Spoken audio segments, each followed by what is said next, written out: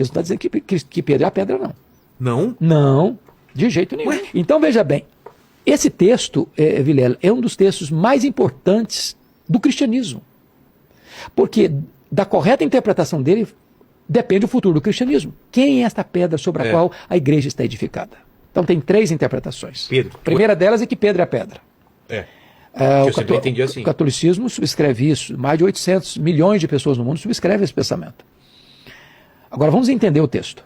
Há um trocadilho, Vilela, no grego, que foi escrito, entre a palavra pedra e a palavra Pedro.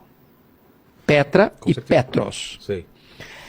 Petros deriva de Petra, e não Petra deriva de Petros. Petra é rocha, inabalável. Petros é fragmento de pedra arrancado de um maciço rochoso. Petra é uma metáfora usada apenas para Deus em toda a Bíblia, jamais para um homem.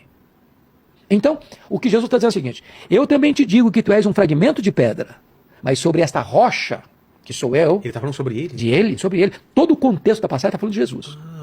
Sobre esta rocha que sou eu, sobre esta pedra que sou eu, edificarei minha igreja. Mas tem mais. Pega comigo o contexto do pronome. O pronome. Esta e essa. Você sabe que em português tem diferença. Sim, esta é para alguma coisa próxima, essa para a mesma coisa em inglês.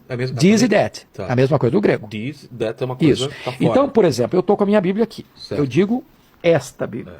Se eu colocar minha Bíblia do lado de lá da mesa, e essa Bíblia. Exato. Se Jesus tivesse a intenção de dizer que Pedro era pedra, ele teria dito, eu também te digo que tu és Petros, e sobre essa pedra eu edificarei minha igreja. Mas não foi o que eu disse.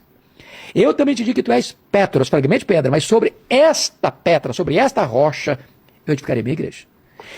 Segunda interpretação é que a pedra é a declaração de Pedro.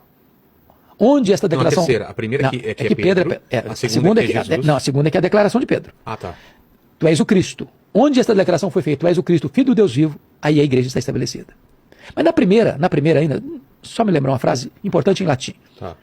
A frase é essa: ubi Petrus, ubi ecclesia. É uma frase em latim. Onde está Pedro? Aí está a igreja. Então, fechando a primeira linha. Segunda linha é a declaração de Pedro. Terceira linha, eu penso assim, e os cristãos, via de regra, pensam assim: Cristo é a pedra. Cristo é a pedra. Então, Jesus é o fundamento da igreja. É isso que o texto está dizendo. Paulo, concordando com isso, lá em 1 Coríntios 3,11, diz assim: ninguém pode lançar outro fundamento além daquele que já foi posto, o qual é Cristo Jesus. Faz muito mais sentido. Essa faz muito claro. mais sentido. O próprio Pedro pregando lá no sermão em Jerusalém, e disse que Cristo e não ele é a pedra sobre a qual a igreja está edificada. Ah, é? Pedro vai dizer isso. Na sua primeira carta, o Pedro vai reafirmar isso, que a pedra é Cristo. Paulo vai afirmar em 1 Coríntios 10,4 que Cristo é a pedra. Então, não há nenhuma base no Novo Testamento para dizer que Pedro é a pedra. Então, Cristo é o fundamento da igreja, o dono da igreja, o edificador da igreja, o protetor da igreja.